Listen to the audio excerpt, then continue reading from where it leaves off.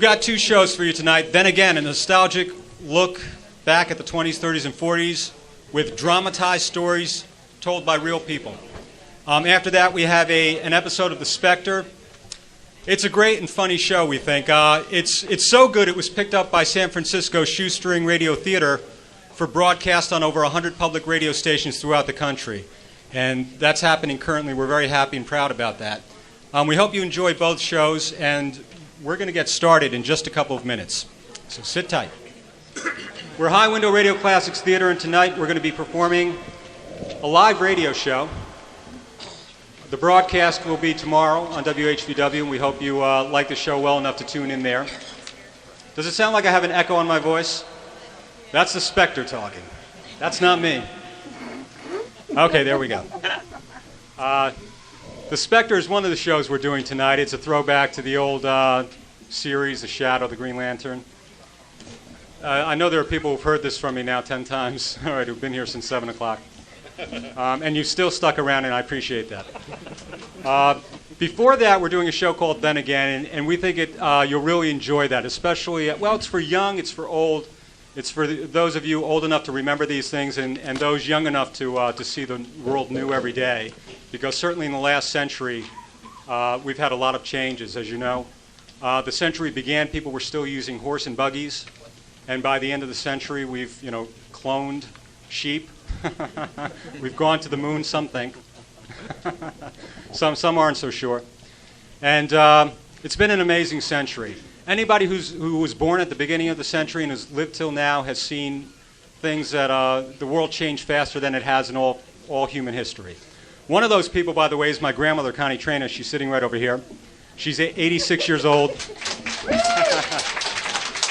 She's born in 1915 during World War I, and she's seen an awful lot of change. Okay, about 20 seconds to airtime. 15 seconds. 10 seconds.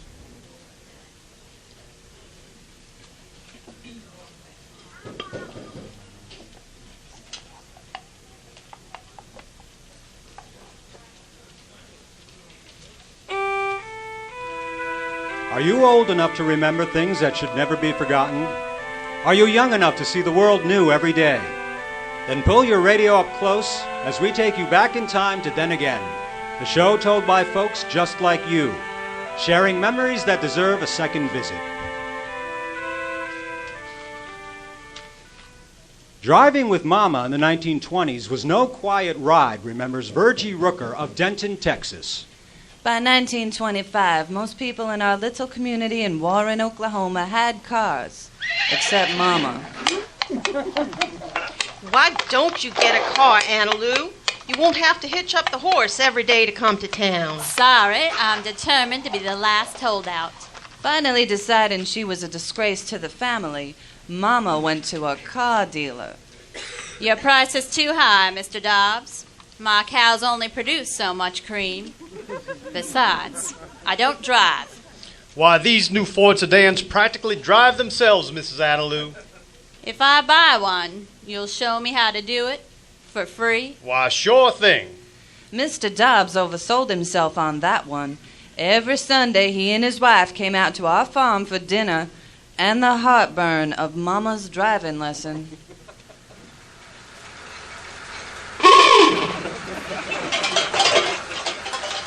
If you want to get out of the garage, you'll have to go the other way, Mrs. Anna Lou. The only feature in the car that looked familiar to Mama was the emergency brake. Why, now you're moving, Mrs. Anna Lou. You realize we are driving more than 25 miles an hour? Uh-huh. Now, what's this lever coming here out of the floor? I don't think you want looks just like the lift of my old cultivator. Now, this I should know how to work. Oh, my. Well, what happened? Why'd we stop moving? Did I break it? Yes, you certainly did, Mrs. Anna Lou. I remember a treacherous hill between Blair and Warren that proved to be Mama's Waterloo every time. Mama, you have to build up more speed or we're going to start rolling back like we always do. Oh, my. We're going backwards. Mama, watch out for the ravine. Now, what do I do? What do I do?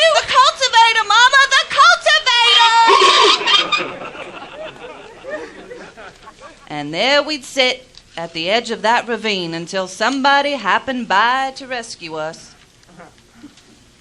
Alma was never at ease in that car, but she didn't let it stop her. She forded the North Fork of the Red River to drive into Kiowa County and went to Tipton to take gifts to the children's home. She was happy to turn over the driving chores to me and my sisters as soon as we were able. We missed that old sedan, but I don't think Mama ever did. From Bartlett, Tennessee, Opal Blaylock shares this shaky pudding story. It was all on account of my dear Aunt Clara. She couldn't help but feel sorry for us, her Arkansas hillbilly kin, so she was always sending something in the mail. What's this here package? It's city food, Daddy. Me and Mom are going to cook it up. Well, that's fine, because I'm just about hungry enough to eat just about anything, even you, Squirt. Now, Mama could cook anything from scratch, but she didn't know much about prepared foods. So we read and reread the package directions.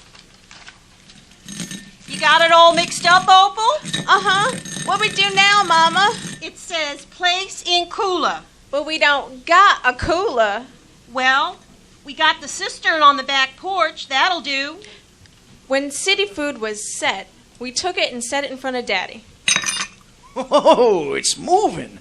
Just where'd this shaky pudding come from? From Aunt Clara, Daddy. I should have known. It's called Jell-O. Lady, when Aunt Clara asked how we liked the Jell-O, truthfully, we told her we'd never seen anything like it. There was a day when radio pitchmen could sell almost anything imaginable, remembers Carl Romstelt of Wellsville, Kansas. I recall back in the 20s, a Kansas doctor named John Brinkley got famous on the radio pitching his strange operations. He also got rich enough to buy his own station, KFKB, Kansas First, Kansas Best. Good evening, radio listeners. I'm Dr. John Brinkley. I know many of you are ready to settle in for an evening of fine entertainment. You've worked hard today. The little ones have been put to bed. Your loved one sits across from you, sewing, perhaps. You look at her. She smiles. She appears as beautiful as the day you met, as enticing as the night of your first kiss. You smile at her and turn back to the radio. Is there anything amiss in this quiet evening? Something you want to do? Something you used to do, but you just can't seem to get up out of your easy chair? Science has an answer. A way for you to rekindle the animal spirit. And the answer is goat glands. Do not adjust your radio dial. Yes, goat glands. Do not laugh and do not be put off. These glands are not used as a topical ointment, and they are not ingested. They are transplanted from the goat into you. Do not be shocked. This is the medicine of tomorrow, and it can transform you today back to yesterday. That storied youth, sowing your wild oats, and more, the primal past, the stuff of myth and legend, the glade, the nymph, Bacchus in the woody glen. And all of it can be yours for just $750. The gland of a goat, and only a goat. Yes, I say only a goat, because I'm sure some of you have heard of recent imitators touting cheaper alternatives. Do not be tempted. Our procedure has been developed through rigorous trial and error. And to be blunt, there are definitely species you do not want to try this with. Doc Brinkley became so popular he ran for governor of Kansas in 1930. Fellow Kansans, I believe in two things. One, our state capital needs radical surgery. Two, isn't an illness known to man that can't be cured by removal of the prostate. Yeah, for what, a goat's... Stop right there, friend. There are little ones in the audience. This guy's a fraud. Perhaps, my friend, you should beware he who eats tin cans for breakfast. Sorry, no offense.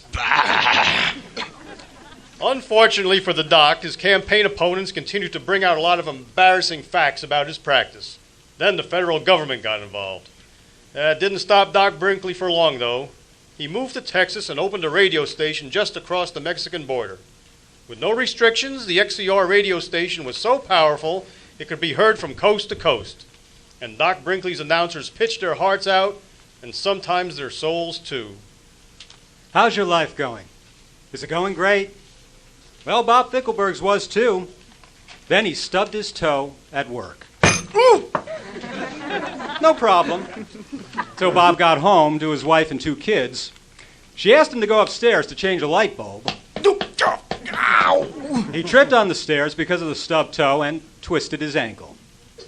Not a big deal. Until he was driving himself to work the next day, the bad ankle flopped against the gas pedal at the wrong moment, and he hit a tree.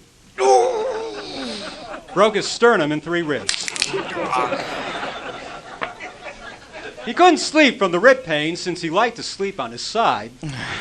Weakened his immune system so much, he caught whooping cough.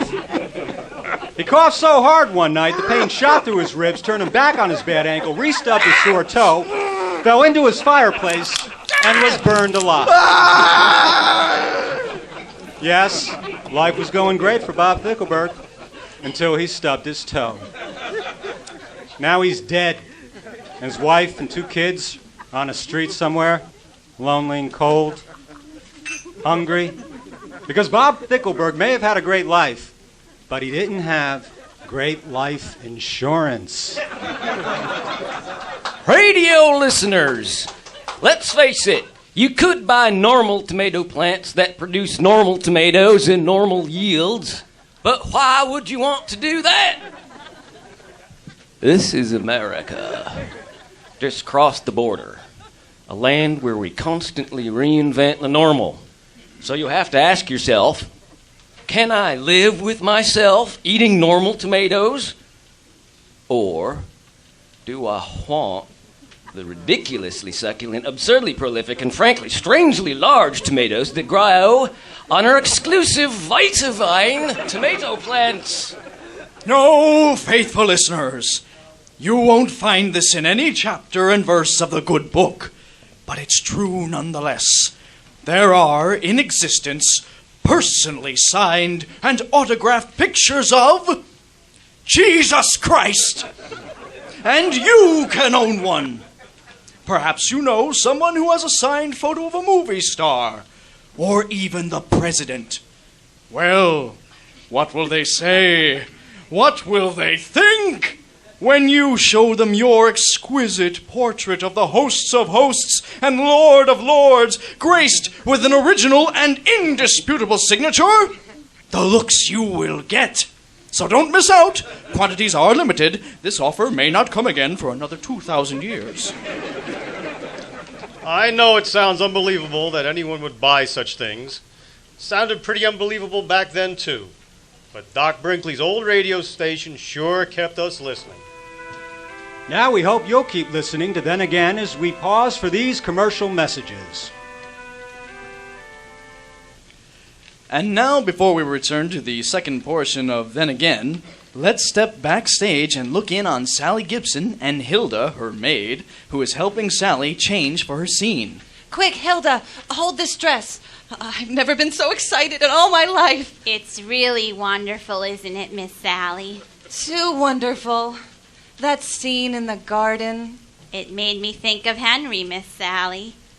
Miss Sally, if I had your complexion, do you suppose Henry would? What, Hilda? Help me, Miss Sally. What's wrong with my face? Those red blotches just won't go away. Soap, probably. What kind are you using? Some beauty soap, I suppose. Yes, Miss Sally. The one that promises radiant beauty, glamorous youth, irresistible loveliness. Oh, Miss Sally, I had hoped Henry would. Yes, so did I once. And then I learned the truth. Hilda, you can't feed the pores of your skin with beauty oils and mysterious ingredients. No. And many highly perfumed, prettily colored soaps contain fatty acids and free alkaloids that really irritate and harm your skin. But Miss Sally... My doctor recommended Ivory because all any soap can do is cleanse.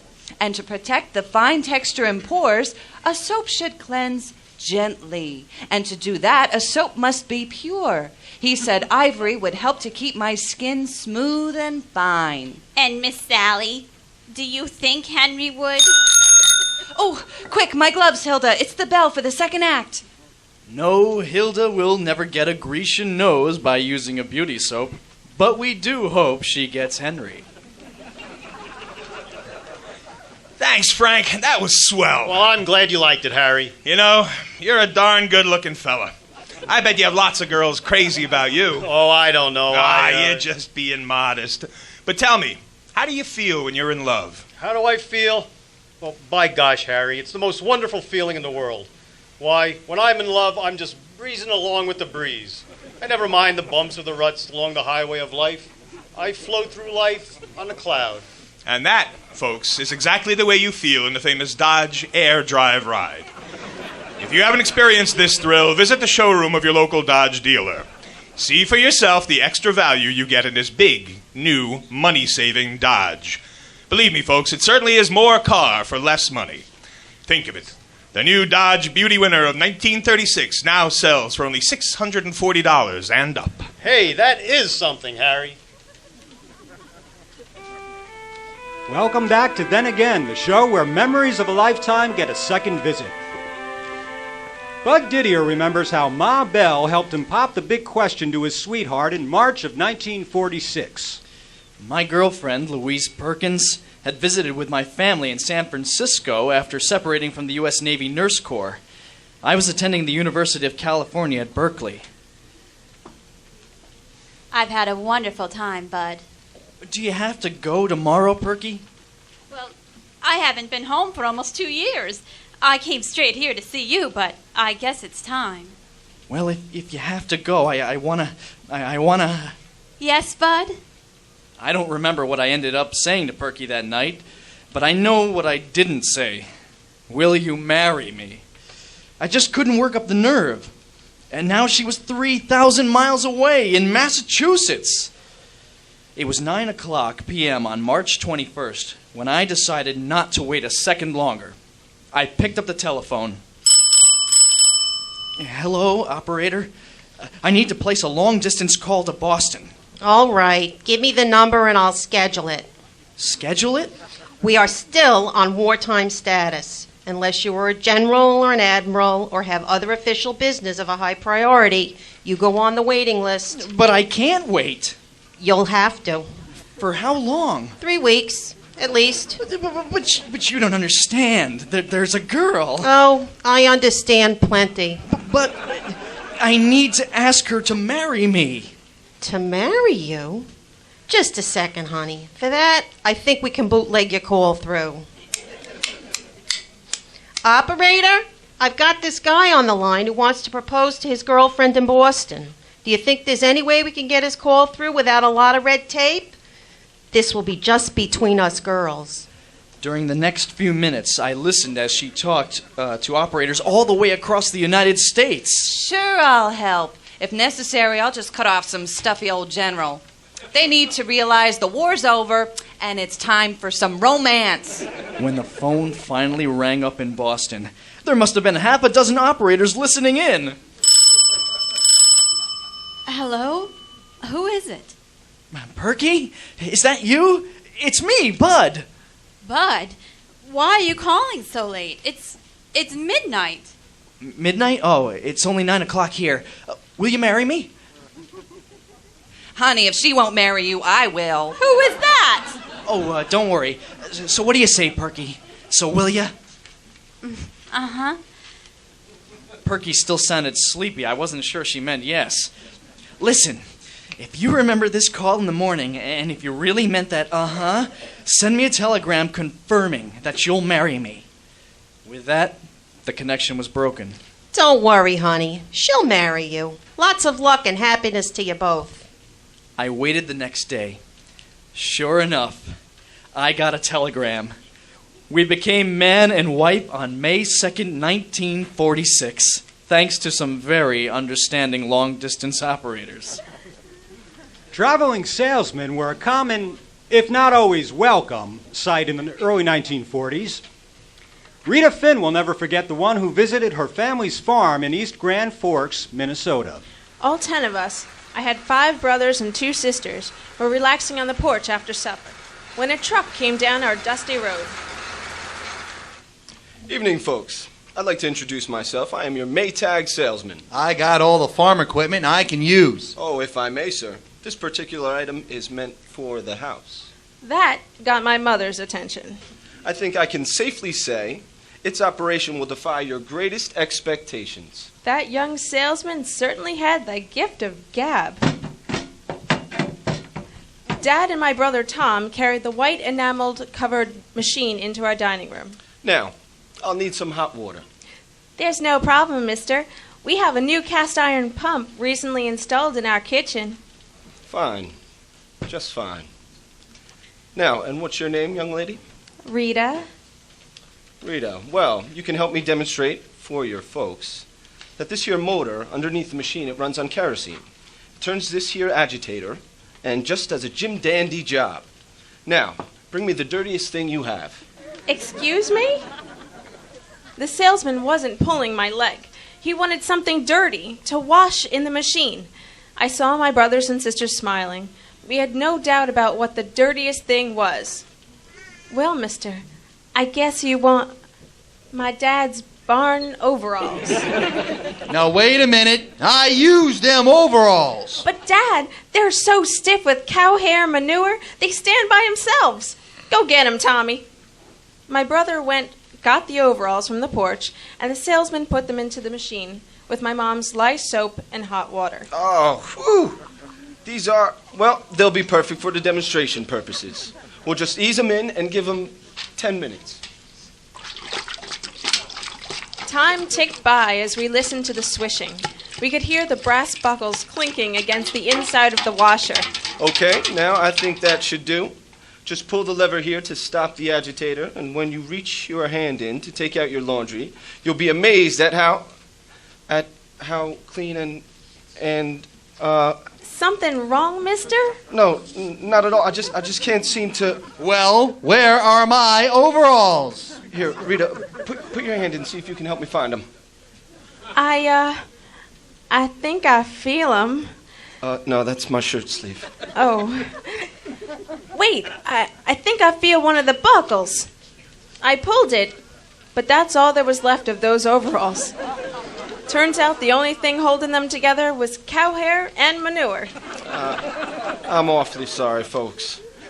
The salesman felt terrible, but the rest of us didn't. Even my dad saw the value of his product. Mister, you just sold yourself a washing machine. That Maytag stayed right in the dining room for many years. As for the brass buckles, Mama hung them on a nail by the side of the back door to remind us all that even when things are falling apart, there's always something to smile about. Now, then again, shares the short memories of when things seemed to cost just a little bit less than they do now. In 1936, I was born at the California Hospital in Los Angeles. My mom and I were there for 10 days, and the bill was $16. I went with a youth group from Iowa to the Brown Derby restaurant in Hollywood in 1950. We were shocked to see the price of fancy hors d'oeuvres with caviar. $2.25. The death of my maternal grandfather in 1916 caused grief, but the price of his casket didn't. It was only $45. In 1957, I had my own child at the California Hospital. We stayed 3 days, and I paid $156. The farm where I was raised in Wisconsin had a big red barn. My dad got it shipped from the Sears and Roebuck Company for $913. Assembly was required. In August of 2000, I called the California Hospital to ask about their birth center fees. They said the average stay was overnight and the cost was $4,000. In 1955, I was a contestant on the television show I've Got a Secret. Debbie Reynolds was one of the celebrities that night. Nobody was able to guess my secret, so I won a huge jackpot, $80. I don't remember what chewing gum cost in 1944 in Oxford, Maine, where I spent one summer. But I recall that when I took a girl to the local roller rink, there was a wood board outside where you could stick your gum. Then you write your name underneath so you could pick it up on the way out. Of course, for that $80 prize I won, 100 million Americans were let in on my secret, which was that my great-great-great-great-great-grandfather fell overboard from the Mayflower. He was rescued. Otherwise, I wouldn't be around to be embarrassed by the story. Finally this week, Jim Mays tells this tale about growing up in the 1940s near the tracks of the Long Island Railroad and witnessing the last days of the railroad lookouts. Back then, crossing gates were raised and lowered by hand. A railroad man was stationed at each protected crossing and a shack built on a high platform so that they could see the next train coming. I was around 10 years old, and on my way home from school, the gate man used to wave to me. Hey, little fella! One bitterly cold day, the man let me climb up to the shack to warm up for a few minutes. It was cozier than it looked from the outside. Go ahead, sit in front of the stove, little fella. Wow! Up here you can see that train from way off. That's right. Is that iron crank you use to raise the gates really heavy? Oh, not too heavy, I guess. He let me try and lift it. I could hardly do it. After that, I hung around the shack almost every day with my new friend, Frank, who also happened to be the first black man I'd ever met. He must have been at least 65, frail and arthritic. Sometimes he had a tough time raising and lowering those gates.